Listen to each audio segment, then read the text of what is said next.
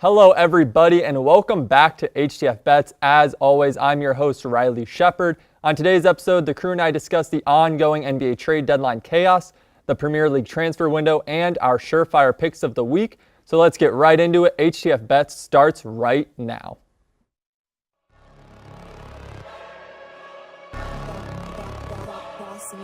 Things gon' change when I really hit the field. Undefeated chance, man, you know what's the deal. Tryna find a kid, I'm in the field doing drills. Boy, you just a sucker, you ain't never keep it real. 3 rings in my hand, I'm a warrior to the max. When I hang it up, they gon' have to give me plaques. Step up in the building and I only bring the facts. When I make a highlight, they gon' replay, run it back. Okay, always locked in, now I don't got time to lax. Saying he the best, he could take a lap. Batted 1,000 when you check the stats. Boy, is you ready? You ain't gotta ask.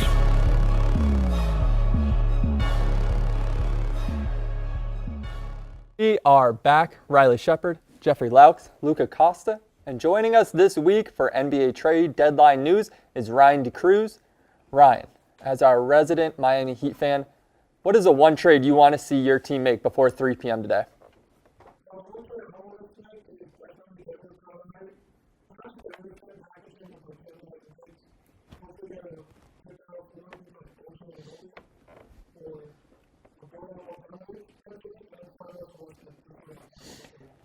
Do we see the Heat making any moves? I mean, I could see them.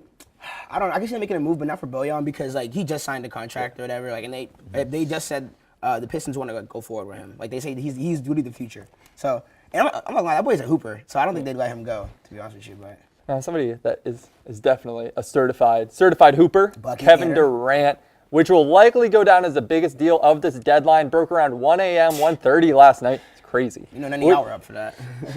The Nets sent the 13-time All-Star to the Phoenix Suns.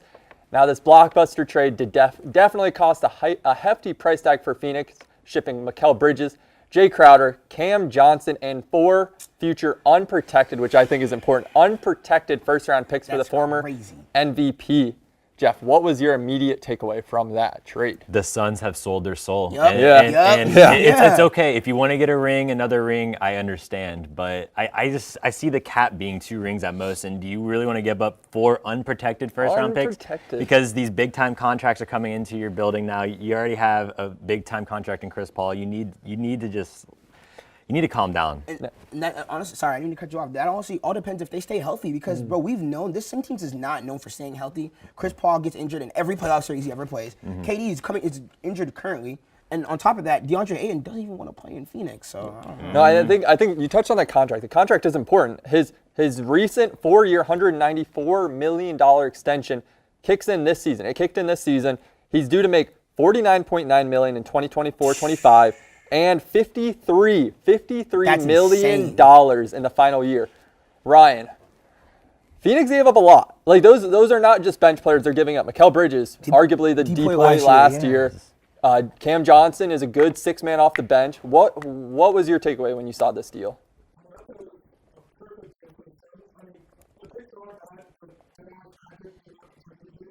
that's true.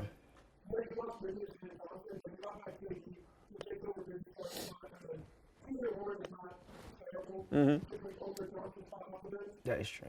But Johnson starts.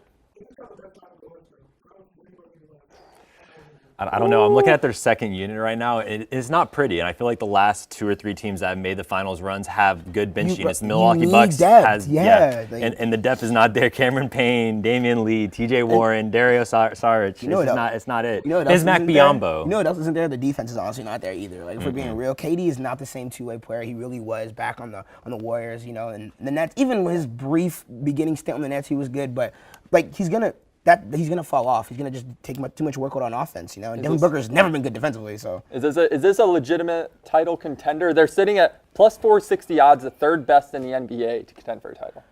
I don't know. I feel like it's just too early to tell. Like I said, it's all just going to depend on the health of that team. If we're being on paper in the West, they probably are the best team because the only team I could really see competing with them, like I would say the Grizzlies, but not even, bro. Like, not even the Grizzlies. Or I guess you could argue, like, now because the Mavericks, Kyrie, which we're going to get into, but they suck on defense, so I don't know. Do you like, before we go into the Kyrie trade, which was another one that just broke, Ryan, do you like the plus 460 odds for the Suns to contend for a title.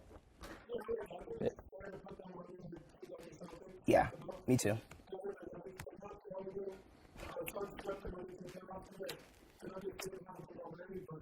Actually.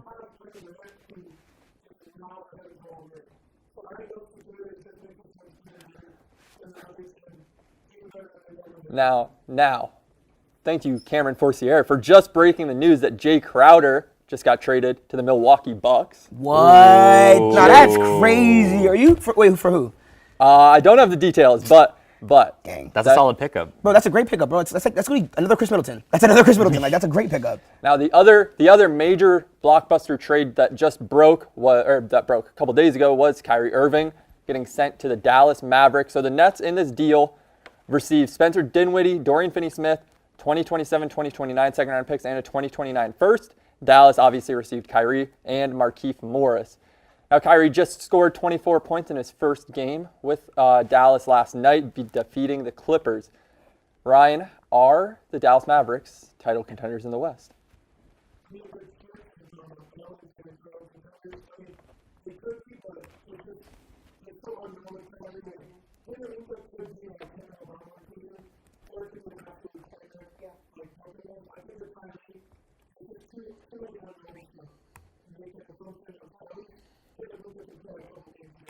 Now, what is this duo going to look like, Luka? Bro, see, my only thing is, I think it can work because it's not like Kyrie isn't used to taking the second, like the step back role, which is totally okay. But the only thing is, it's only going to work. They just can't play a team that's better than them offensively because they suck on defense. They're horrible defensively. Yeah. They have nothing. So if they play any team that can outscore them, it's a lose situation. But there's not, with those two players, there's not going to be a lot of teams that can outscore them. Arguably gave up their best defensive player in Dorian Finney-Smith. Exactly. Those are two ball-dominant players. Luka, I mean, obviously, he's a Luka Doncic. What is that duo going to look like?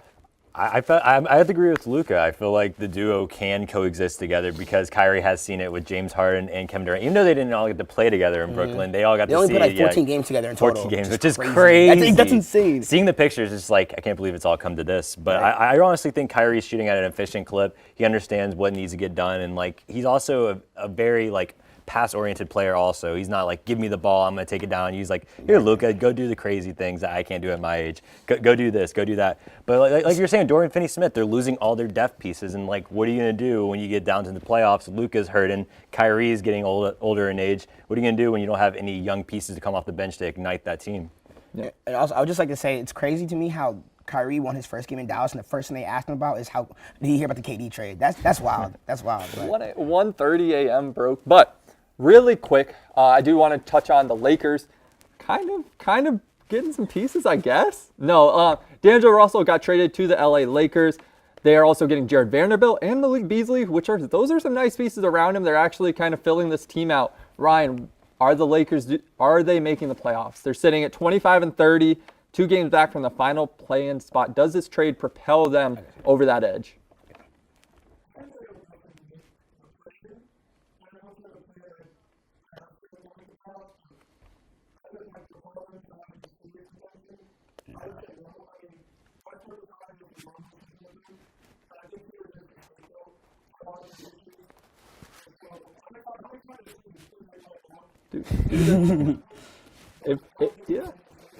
If Westbrook gets bought out by Utah, which he won't go, that's disrespectful. Where does Westbrook go if he gets bought out?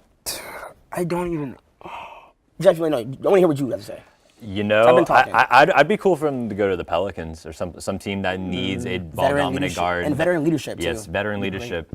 Just to have fun, guys. Like you said to LeBron James.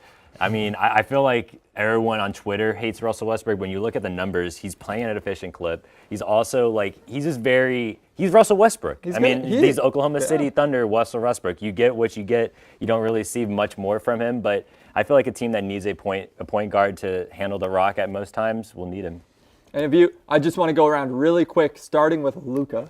Who is going to be one player that is a lock that you would bet your entire life savings on to get traded before the deadline? To get traded before the deadline? I'm John Collins. I'm not gonna lie to you. John Collins? There's just too much around his name. Like, he doesn't even want to really be in Atlanta. And I'm not gonna lie, he's a really talented center. Like, I think John Collins will get traded. Who is? I got Yo Colin. Mo Bamba. I think Mo Bamba is getting traded today, along with a T. Ross piece for the Orlando Magic. I think they have to move these guys. They've been coaches' decisions to sit on the bench the past couple of games, and the fight with Austin Rivers doesn't go well with Mo Bamba, so he needs to go. Before I toss it around, I'm gonna say Gary Trent Jr. I think he's gonna be a nice piece. Somebody's gonna fit a nice trade around him. I think he's gonna be a nice contributor for a playoff championship caliber team. Ryan, one player that that you would bet your life savings on to get traded.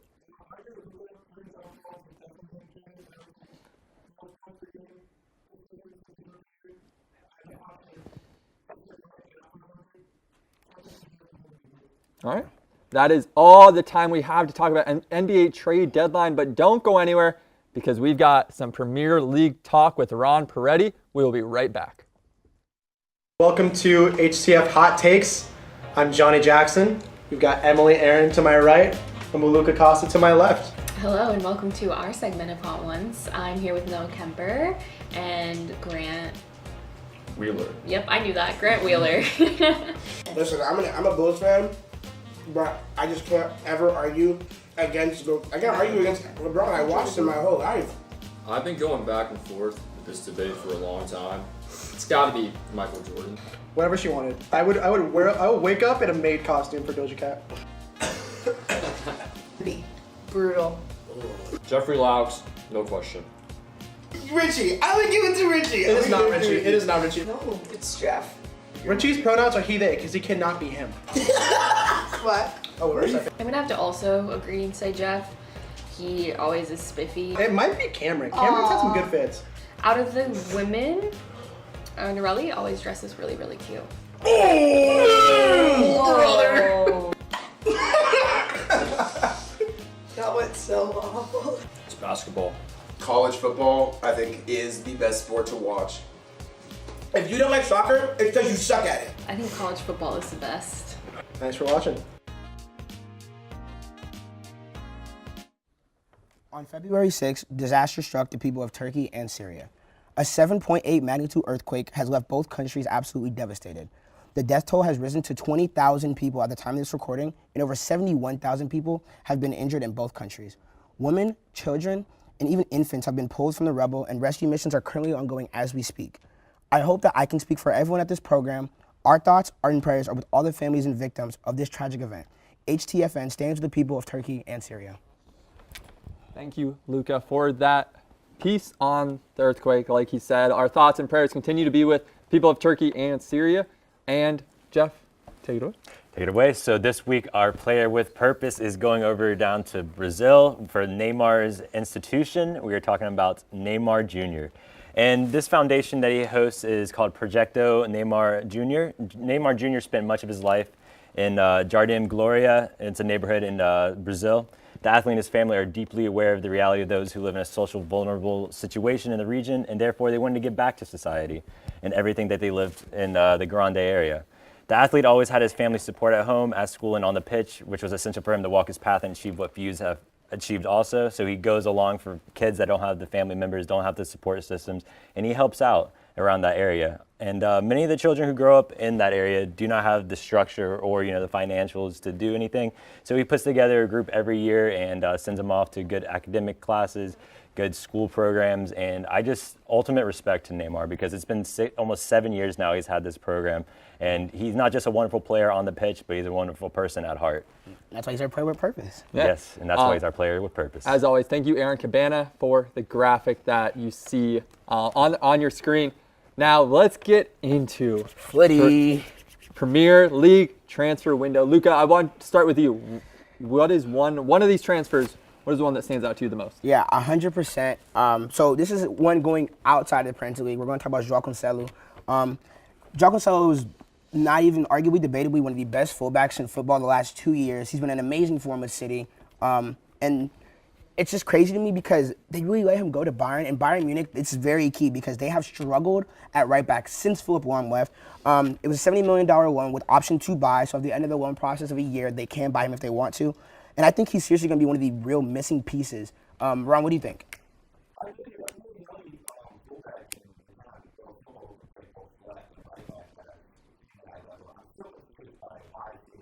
Right? Mm-hmm.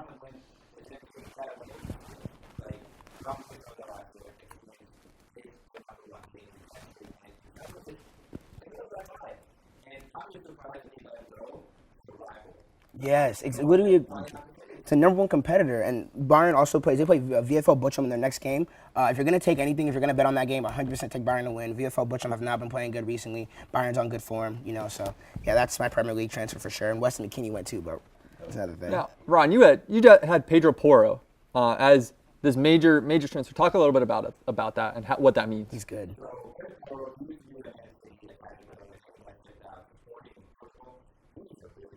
Yep.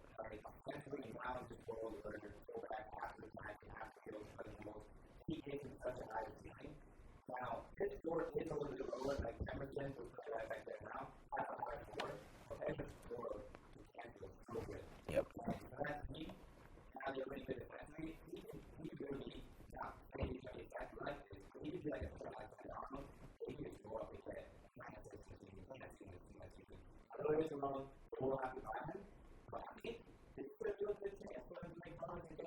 Yep.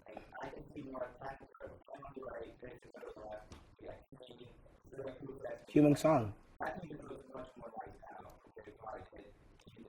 How impactful is this going to be, Jeff? It's going to be huge because he's one of the young up-and-coming players of our generation. And, I feel like overall he came over from Sporting CP, and he was doing good things over there. And I think he's going to elevate with the players around him, the new talent around him. And, Ron, we were talking about this earlier. How about the new signing for Leicester City? How you feeling about Mr. Mateos?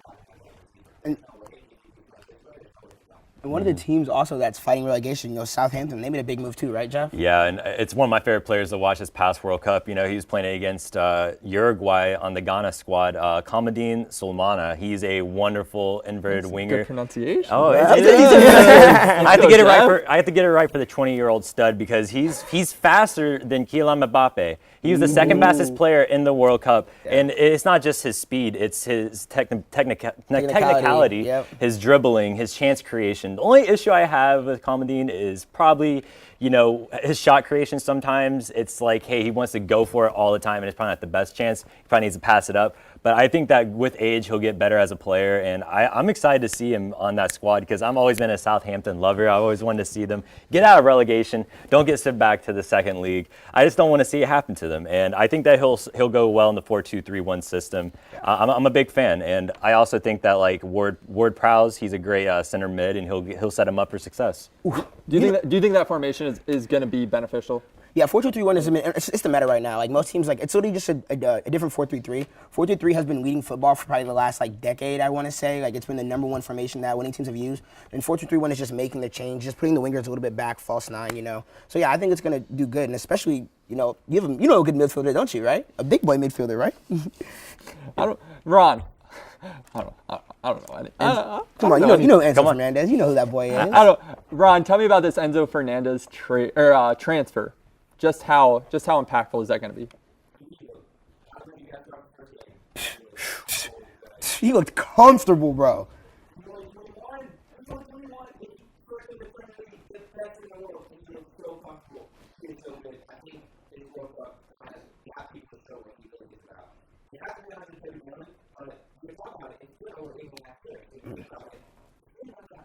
Yeah.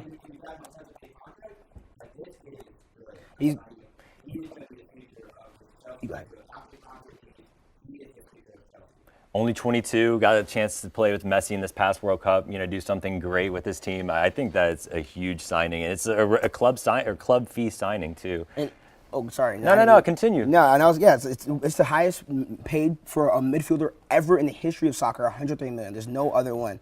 And speaking of, Jeff, I feel like you're going to like this one, what I'm going to say. Another big transfer that people went under the radar, Weston McKennie went to Leeds. I'm just saying, we all know Jeff loves American soccer. So, he joins his American colleagues, Brendan Aronson and Tyler Idams. Jesse March is also the coach of the club, along with Chris Armas. Like, that team could do some, they could shake some stuff up. They tied Man United 2-2. They were up 2-0, so it's very possible. 33 million euros with the option to buy. Weston McKennie is coming off a bad stint at Juve, so he does have to prove himself. Yeah, Juventus wasn't a good look for him, but I'm excited to see how everything goes. Ron?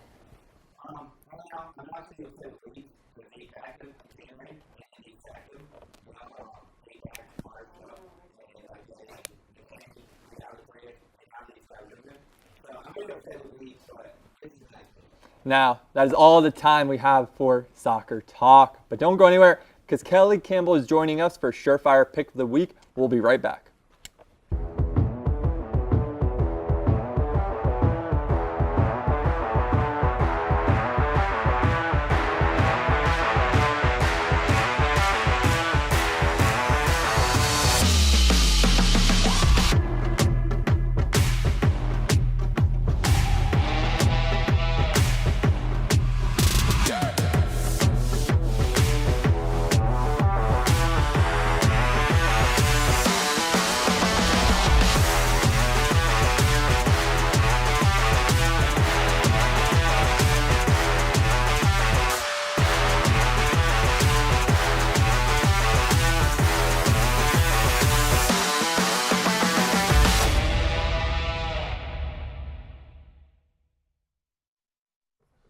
We are back, and joining us for Surefire Pick of the Week is Kelly Campbell. We have a lot of sports this weekend. Kelly, what is the one game you're putting your entire life savings on?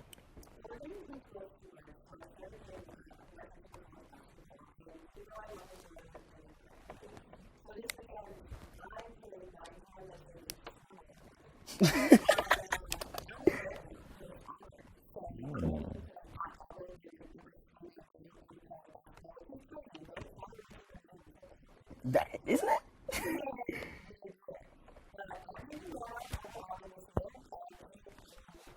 No, Alabama looks so good. I am also rolling with the rolling tide. Roll Tide. But, Luca, what is the one game you are keeping an eye on this weekend?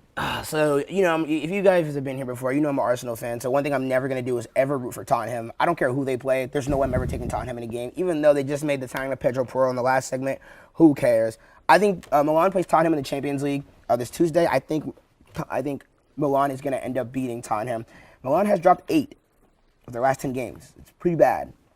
But, I just don't see Tottenham Hotspur beating Milan in a Champions League game. We know about Tottenham in the Champions League. Yeah, 0.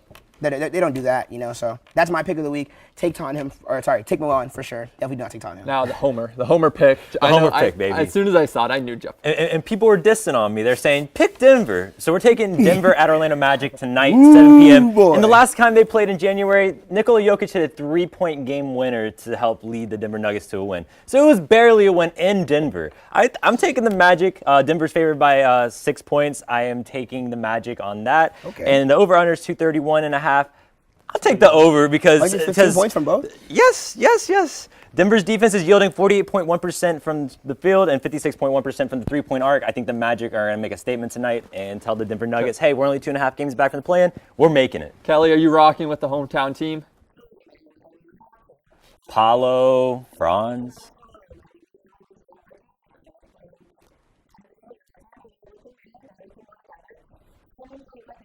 No, the Magic have looked really, really good after their 5-20 start. They've been playing around 500 basketball. So I'm rocking with the Magic. I'm actually going to the Magic Heat game on Saturday. So I'd like for them to win back-to-back over this weekend. But I am the only one going with the Super Bowl. Surprisingly, we did have our Super Bowl show on Monday. So I wanted to include Super Bowl 57, Jalen Hurts. I really like these odds. Jalen Hurts anytime touchdown at plus 110. Reason being, I really think if he doesn't get a passing score, which I think he will, he's definitely going to get a rushing touchdown. 32 of Philly's 59 touchdowns this year came from the ground, and Hurts had 13 of those, 13 rushing touchdowns. This season is insane. He's accounted for over 1/3 of the Eagles' red zone rushing attempts, and he had a rushing touchdown in both of their playoff games. So I really like those odds. Kelly, what do you think?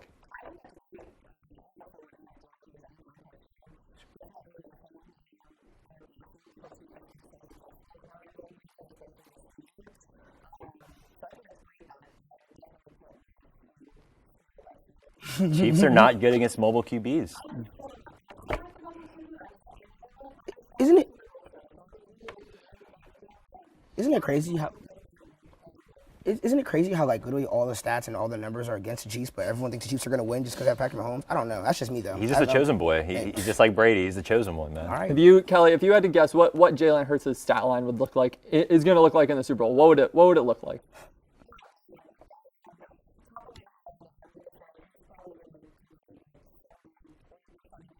Okay. They have a bad second ring.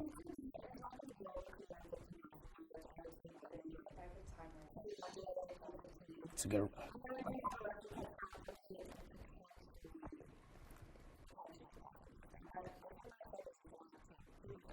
I'm not gonna lie. No, I actually really do like that because I was gonna say bro, the Chiefs secondary is not that good.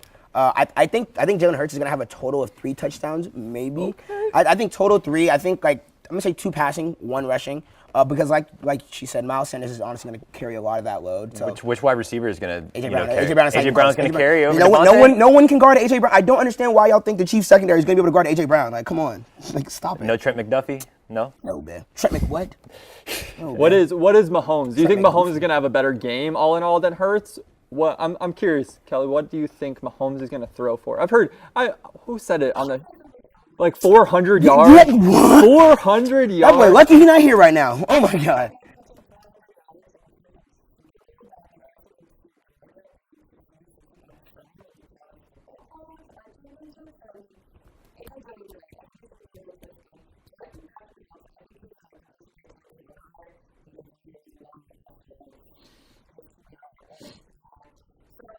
It's crazy.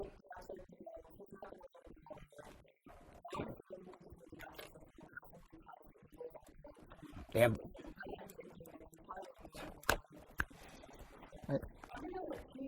Yeah, I think that's the last I checked. I think Mahomes is over under passing yards. It was around 283, somewhere around there. So I would also take the over. I really like those odds, but I think he's gonna look at like 290, close to maybe 300, two touchdowns. The Eagles are guys. Guess what? The Eagles are 4th in allowed QBR. They're also 2nd in allowed points per game. But what I'm just saying. But y'all didn't play Patrick Mahomes. I'm sorry, man. Y'all still didn't play that boy. Him and Kelsey, like you said. That's your boy Kelsey. Don't start telling you. Now, as the last show, as the Hitting the Field Network, going into the Super Bowl, I do want to hear everyone's score predictions before we close things out. Kelly, score prediction. I didn't even get to give mine.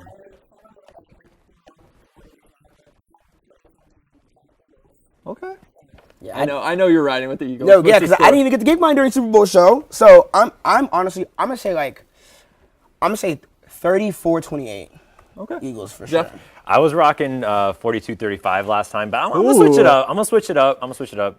42-40. Wow. It's going to be a high-scoring game. I'm telling y'all. Y'all are sleeping. Y'all think it's going to be defensive. It's not. I think it's going to be high-scoring. I'm not going to go 42-40. That's crazy, Tom. I'm telling you, bro. I'm going to say 80 points in the Super Bowl. Fireworks. I'm going to say 35-28. Chiefs. Yeah, I'm sorry. Yeah, Emily Aaron's telling us to wrap it up right now. She's nodding her head side to side. All right, that is all the time we have for today. For all of our guests on today, for Luke Costa and for Jeffrey Laux, I'm Riley Shepard. We will see you all next week.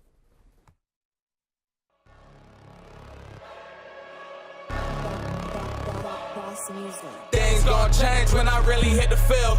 Undefeated champs, man, you know what's the deal. Tryna find a kid, I'm in the field doing drills. Boy, you just a sucker, you ain't never keep it real. 3 rings in my hand, I'm a warrior to the max. When I hang it up, they gon' have to give me plaques. Step up in the building and I only bring the facts. When I make a highlight, they gon' replay, run it back.